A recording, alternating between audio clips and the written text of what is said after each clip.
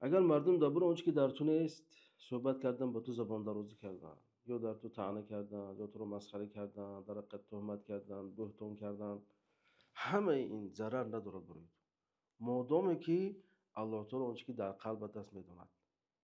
همچنین برعکس، مردم اگر یعنی تانه ها از تعریف و توصیف برای تو نثار کنند، تو را از جمله انسان صالحین گویند، تو را اولیا گویند، لباس انسان تقوادار برای تو پوشانند، مادامی که این برای تو فایده ندارد، مادامی که الله تعالی آنچه که در دلت هست میداند.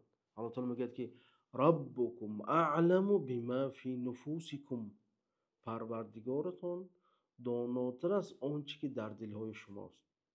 یعنی الله تعالی به چهره انسان نظر نمیکنه، بلکه به دل انسان نظر میکنه. بنابراین باید که ما آن موضع نظر خدا را باید اصلاح کنیم که آن قلب است.